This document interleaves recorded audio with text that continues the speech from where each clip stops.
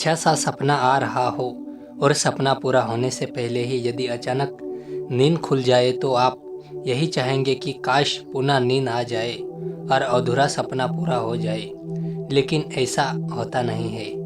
तब आपके पास दो विकल्प बचते हैं। प्रथम तो यह कि उस सुनहरे सपने को वास्तविक जीवन में पूरा कर लिया जाए, लेकिन ऐसा भी अक्सर हो नहीं सकता। द्वितीय यह कि नींद में देखे गए सपने को भुला दिया जाए और पूरे होश के साथ वास्तविक धरातल पर सपने बुने जाए और जोश के साथ उन्हें पूरे किए जाए। तब एक ही सूत्र बनता है, नींद से जागो मगर सपने छोड़कर। वस्तुतः जीवन कोई सपना नहीं है, किंतु जीवन के सपने होते हैं। जीवन तो जागने का नाम है। अगर बिना जगे ही जी लिया तो जीवन सपना ही है। अगर हम सजग होकर सपने देखेंगे तो उन्हें साकार होते हुए भी देख सकेंगे। जैसे हम सोचेंगे वैसे ही हमारे सपने होंगे और जैसा सपने होंगे वैसे ही हम सोचेंगे। बेहतर तो यही है कि पहले सपने देखें, फिर सोचें और उन्हें साकार करें। आगे बढ़ने के लिए सर्वप्रथम जागना जरूरी है। नींद वाले सपने को तो नींद के लिए ही छोड़ देना चाहिए। जीवन की सफलता के लिए तो पूर्ण जागृत अवस्था में ही सपने देखने होंगे।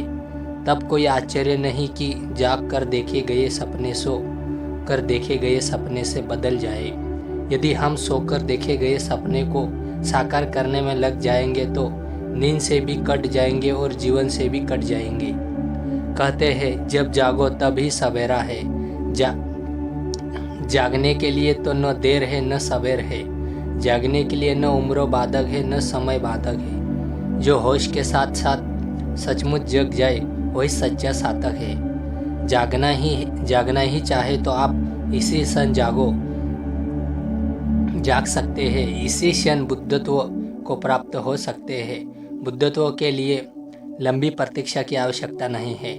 प्रारंभ के बुद्धत्व एक सपना हो सकता है। प्रस्तुता प्राप्त होने पर कोई भी सपना शेष नहीं रह जाता।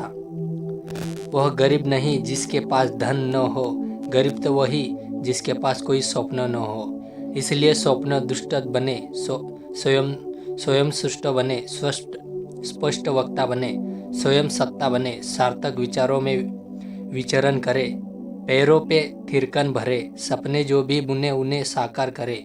याद रखे, जब एक सपना पूरा होता है तब उससे भी बड़ा सपना सामने खड़ा होता है, और जब उसे भी पूरा कर लिया जाता है तब सपनों का अंतरहीन सिलसिला शुरू होता है। यही जीवन की सच्चाई है। इस सच्चाई के कारण ही दुनिया आज यहाँ तक आ पाई है। जो सपने जागृत अवस्था में देखे जाते हैं उनके पूरे होने की संभावना रहती है, किंतु जो सपने निद्रावस्था में देखे जाते हैं उनमें से अधिकांश तो याद ही नहीं रह पाते हैं, और जो याद रहते हैं उन्हें वास्तविक जीवन में पूरा करना संभव नहीं हो सकता। सपनों में तो ऐसी घटनाएं भी घटती रहती है जिनकी हम जागृत अवस्था में कभी कल्पना भी नहीं कर पाते हैं। वैसे हम जागते और सोते समय कोई वस्तु अवस्थाओं के विषय में निरंतर सोचते रहते हैं, जिनमें हमारी इच्छाएं अवचेतन में बैठी आशंकाएं, ज्ञान अज्ञान, असमस्याएं और उनके समाधान प्रमुख होते हैं। हमारा चिंतन 24 घंटे चलता रहता है। निद्रावस्था का चिंतन किसी घटना विशेष का रूप ले लेता है। ऐसे घटना बड़ी अजीबोगरीब होती है, कभी भयानक होती है, कभी आनंददायक होती है।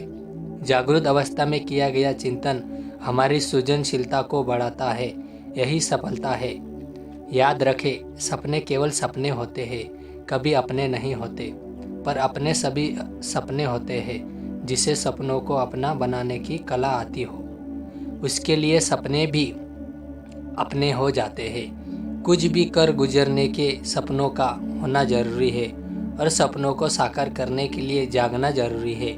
इसलिए केवल सपने ही मत देखते रहिए, संभव सपनों का चयन करिए, उन्हें पूरा करने की ठोस एवं कारगर योजना बनाइए, फिर निरंतर आगे बढ़ते रहिए। तब एक दिन आपको लगेगा कि जिसकी आपने कभी कल्पना भी नहीं की थी वह भी साकार हो चुके हैं। नींद के दौरान हर व्यक्ति को सपने आते हैं और खूब आते हैं। केवल गहरी नींद साउंड स्लीप के दौरान ही सपनों पर विराम लगता है, चिंतन पर विराम लगता है। गहरी नींद का समय सबका अलग अलग होता है। एक व्यक्ति के लिए भी हर रात गहरी नींद का समय अलग अलग होता है। शारीरिक परिश्रम करने वाले व्यक्ति के लिए यह समय 2 घंटे तक का भी हो सकता है। विकसित देशों में तो यह समय मात्र 8 से 10 मिनट का ही रह गया है। योग के माध्यम से गहरी नींद से समय को बढ़ाया जा सकता है। हमारा मानसिक, शारीरिक एवं आत्मिक स्वास्थ्य गहरी नींद के इसी समय पर निर्भर करता है। जितनी गहरी नींद उतने ही हम स्वस्थ रहेंगे। जब कोई सुबह देर तक सोता है उसके सपने की संख्या भी बढ़ जाती है और सुबह के कुछ सपने याद भी रह जाते हैं। इसलिए ज़रूरी है कि सुबह जल्दी उठा जाए। उठते ही हाथ मुंह धोकर अन्य कार्य में सक्रिय हो जाए ताकि कम से कम सपने याद रह सके।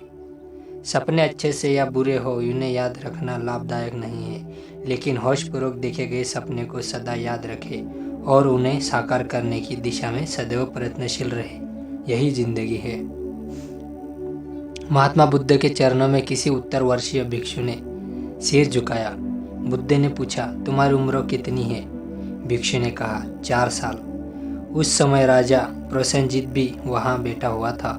उसने बुद्ध भिक्षु के उत्तर पर आश्चर्य प्रकट किया। तब बुद्ध ने राजा को समझाया, भिक्षु की आयु 4 वर्ष की ही है। इसे जागरण 4 वर्ष पूर्व ही हुआ था। शेष आयु तो सपने देखने में ही चली गई। सपनों के कृत्यों का हिसाब कैसे रखा जा सकता है? क्या आप सपने में प्राप्त दौलत को अपनी वास्तविक दौलत में जोड़ सकते हो? राजा को बात समझ में आ गई।